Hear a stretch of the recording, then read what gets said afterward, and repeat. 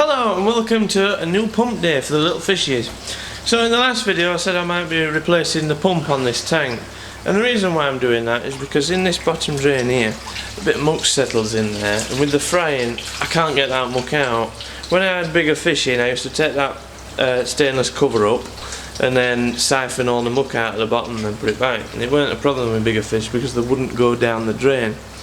Whereas I'm pretty sure if I took that up, all the fry would just go straight down the bottom drain and end up in the drum, and then I'd have to deal with that. So I want a bigger pump to clear out that line on its own, and as we saw in the previous video, the drum filter was actually getting a bit gunked up with all the muck from these fish. So let's get on with having a look at the pond itself. What this pond is, so it's got a 2-inch bottom drain. This is the bottom drain that comes out from underneath the tank, comes around there like that, goes up.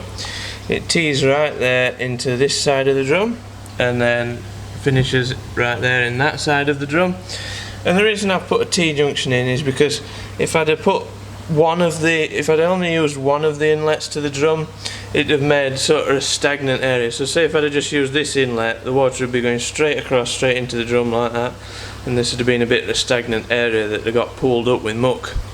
So I decided to do 2 inlets, and with the 2 outlets it reduces the flow into the drum, so it's not as powerful coming into the drum because it's halving it, but it keeps the circulation more constant and more uniform, so there's less places for muck to settle. That's one thing I like. It's even something I see a little bit on this drum with the 3 inlets from a main pond, because it's got this one capped off here. It sort of has a little bit of a settling point here, but I solved that with an air stone, and this one has an air stone in it as well, but it's not quite as necessary, but it does help circulate. So what I want to do is increase that flow so the muck gets straight into the drum filter and there's no messing about. Now the outlet of the drum filter is this here, so there's one outlet, and this outlet does both the high pressure pump for the drum filter and the pump for the pond, whereas on this pond it's got the one outlet as well, but it's also got a side outlet, if the camera can see in that gap. Just here, that's the high pressure outlet, but I didn't want to drill an hole in the side like I've done with this one. In this one, so I ended up putting the pump how we'll see it in a minute when I go into the basement.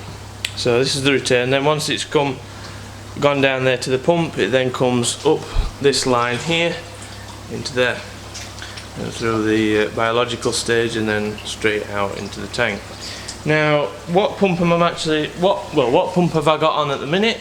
I've got a Superfish Eco Plus E 5000 litre an hour pump. It's a pretty decent little pump. I bought it because it basically uses 0 power, 23 watts, it's pretty negligible. And what am I replacing it with? Well, I'm replacing it with one of these. I'm replacing it with a 15,000 litre pump, also from Superfish, and it's the Eco Plus, but it's the RC version. Now, you might think a 15,000 litre pump is a bit overkill for this tank. It is massively overkill for this tank. The reason I've gone for this pump is because of its power consumption and this system here. It's remote controlled, so you get this little remote with it and you can turn the speed of the pump down or up or even off, depending on how fast you want it to flow. And if we look at the chart on it, so I'll be increasing from 5,000 to 8,000 litres an hour, but only increasing 1 watt of consumption, which is great. And then if I want to purge the system, I can just ramp it straight up to 15,000 or whatever I want for 130 watts, but that'll be for very short periods of time. One thing I'm kind of worried about with this pump is if the power goes off, does it reset to what you last set it to? Because I'll be setting it to 8,000 litres an hour. Does it reset to the 8,000 or does it reset to the 15,000? Because it coming on at 15,000 litres an hour could cause me a lot of problems if I'm not in the house. So that would be one thing I'm kind of interested to know about. But there we go, so that's the pump I'm replacing it with. I could have got a 10,000 pump, I could have got a 5,000 pump. Obviously a 5,000 remote control would have been worse than the one I've got. 10,000 would have used substantially more electricity. This 15,000 seemed to have the lowest power consumption at the slower speeds, and that just made me want to get this one specifically. So let's get it installed and have a look in the basement at the old pump. So here we are in the basement. Right here is the outlet of that drum filter, and it goes straight into the 5,000 litre an hour pump, and then from that pump it goes down this insulated pipe right here and then straight up into the Ptfe river. It also, before it goes into this pump, tees off and goes into the high pressure pump for the drum's pressure washer. So that's what cleans the drum. Now what I'm going to be doing here is cutting this pipe probably here because it needs to be shorter. The new pump has an 1.5 inch inlet but a 2-inch outlet, so I need to make a little bit more room here so that I can fit the 2-inch to 1.5 inch converter onto this pipe for that. And then the pump itself just plugs in somewhere up there, so that's not a problem. I just need to put a plug on it. I've got the vac ready to catch all the water when I undo the pipes, and we're good, so let's get on with it. So we're ready now to turn the old pump off. What I'm doing is put a cork in there, and I shall go down here and turn off the valve from the bottom drain, which is right here. There we go, so no water can get from the tank to the drum filter. I've turned the drum filter off. I've also turned the UV light off, and now the pump will pump all the water in this drum filter into the pond, and the circuit will be dry for me to remove the old pump and put the new one on. So there we go, that is one full tank. So what's happened here is this drum filter has completely drained into that tank, and hopefully I shouldn't get, there's a bit of water in the bottom, but hopefully I shouldn't get too wet letting that drain into the basement when I undo the pump. And these fish don't seem too upset about it. So let's have a look at the new pump that I'm going to be putting on. So this is the pump itself. The pump is actually just a 15,000 Eco Plus E pump, a normal pump. There doesn't seem to be any difference between this pump and a normal 15,000 Eco Plus E, except for this one comes with this little plug-in attachment. So if I just plug this in, it's just your standard Plus E pump. So it comes with a European socket on it, but this has got a European thing on it, so they fit together. This comes without anything on, so it comes with bare leads, and I've just put this plug on it so I can plug it in here. I imagine actually you could buy this unit for any one of the Eco Plus E pumps, and it'd probably work just fine on any of them. So you could probably retrofit this thing to an existing one of these version of pump, because there doesn't seem to be anything version specific about this pump at all. So what I'm going to do now is put some Ptfe around this to seal it, because I'm going to be using rubber joints, and pop it on. So here I am putting the Ptfe on the pump's outlet. So what I do is I run the Ptfe down the thread. So I twist it all up and run it all the way around the thread, and then when I get to the end of the thread I just run it around as it normally should, like so,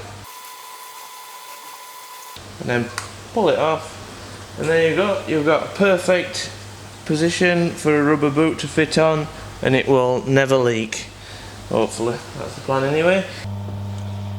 So here we are with the pump, and basically what I'm going to do here is just undo it, run this vac, and then let the water go everywhere. That's my intention, and hopefully it works out. So let's see how we get on.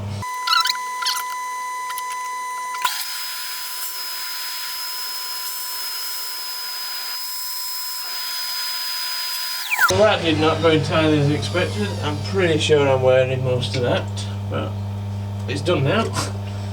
So, just remove the other joint, and the pump should come out. So the pump's actually a bit muckier than I thought it would be for a pump, but I don't think it would block throughout like that. I think it's just a bit of muck that just comes through in that last bit. Purging it just then. So let's get the new pump on. So here's the new pump. Let's see how it sort of sits, see if it'll sit in the same place. Obviously you're going to have to do something like that. on there, lovely. Let's just figure out how to get this thing here to attach. Because obviously it's a 2-inch outlet on this, and the other one were an 1.5 inch. So right then, so I've got a little bit 2-inch, and that's going to go in up here. All being well.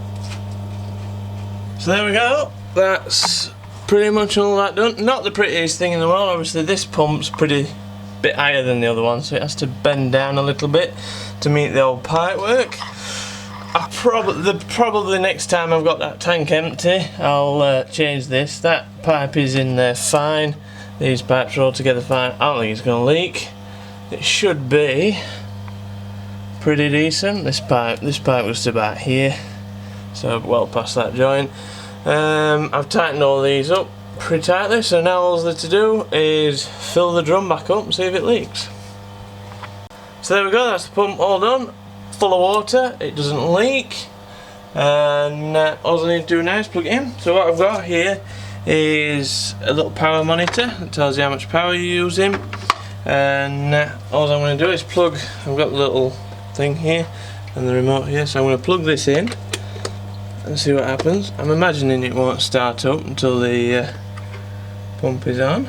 So it's using 0.6 watts turned off, as you can see at the bottom there. Very interesting, I guess. It uses a very slight amount of power, obviously nothing too serious. I guess that's a little standby power. So what I'm going to do now is I'm going to turn this on. So, and it's on mode number 1, which is the one I want it on anyway.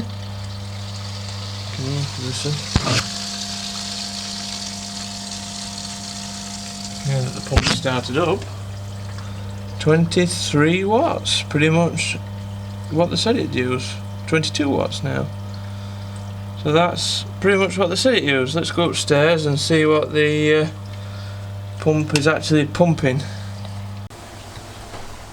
Wow, we've upset the fry a little bit. That's the first time I think I've ever upset them. Wonder why. Wow.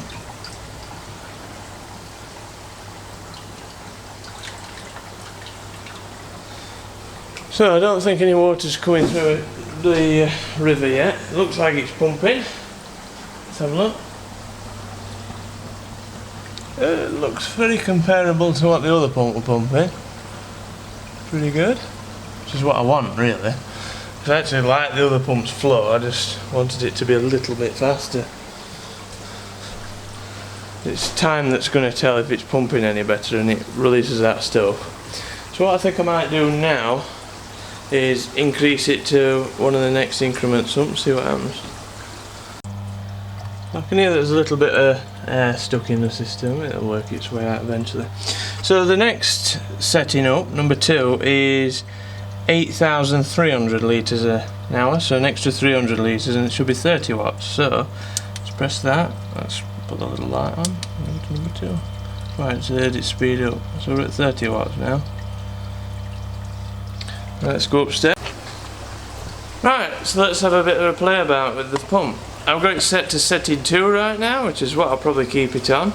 Actually, my camera's battery went flat and I had a bit of a play with it, and it sent a load of murkiness to the pond. I just run it at full power for a few seconds just to see what it was like, and it made the pond a bit murky. It cleaned out all the pipe work and all that stuff. So it's currently on setting 2. Let's get it on to setting 10.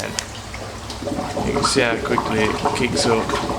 So if you look at that, my thing's blocking up, it can't cope with it. That joint's all stuck with media, so if I actually want to run it like this, I'm going to have to do something about that.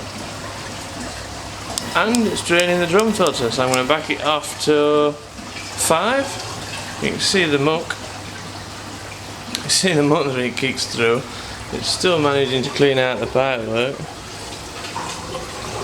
You can hear that it just drained this drum filter. I might turn it down even more. Because it's sending quite a lot of muck through the system, which is great. So what I'm going to do here is I'm going to quickly run through the power setting levels, and you can see what power it uses at each setting. And then I'm going to run it back down before it overflows my Ptfe river. And what I'll do is I'll clean all that media out so that the water can flow through Ptfe River a bit better, and it should be able to handle full power, but it won't be suitable for that tank either way. So let's get on with this.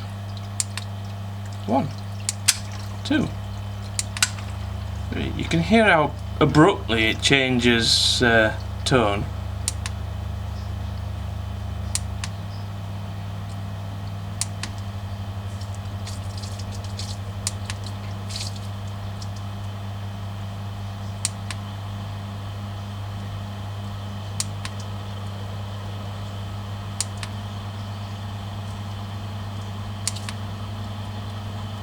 And there we go, that's full power. So let's put 987. There we go. It really changes power quite abruptly. You can really hear a jolt when it changes. So it's on setting 1 at the minute. If I put it on 2, like,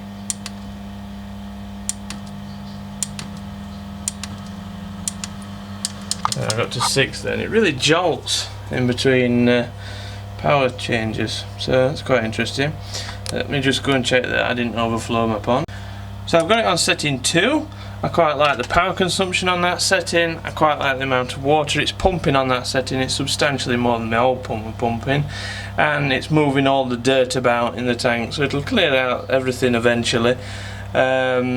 And also it's not sort of moving enough water that the fry can swim against it, so it seems to be pretty good. The other thing I want to find out now is, does it remember the setting I left it on when the power is lost? So if I unplug this, like so, and then what I'm going to do is I'm going to give it a minute and plug it back in, and hopefully it'll remember setting 2. So I'm going to get back to you in a minute. So we're back here 1 minute later. I know a minute's not very long time to sort of check this sort of thing, but I think it's a sufficient amount of time to leave it. I don't see any time power's going to be off longer than that, mostly because I have a backup generator that'll start within a few seconds, so as long as it can last a few seconds I'm pretty happy with that. So it needs to be reading 30 watts when it comes back on, and the pump just started up and straight to 30 watts. So it has remembered setting 2. That is fantastic. I'm so pleased with that. I was really worried that it'd come up with full power and there's a power cut when I'm out, and it comes on full power and ends up overflowing my tank. So somehow it manages to retain its settings, and we're using 30 watts, whereas the old pump, which is over here, used to use about 22 but didn't pump as much. So yeah, this is what this one is. It's a 5, so it's the same type of pump, just the smaller version, and you could probably get one of them controllers to control this pump as well. So yeah, but we'll see how we get on with the new pump. So there we go. Hope you enjoyed this video. If you liked it, then please like it. If you want to see more videos like this and correlated videos, then please feel free to subscribe, and I shall see you in the next video. If you have any questions, please feel free to comment them below.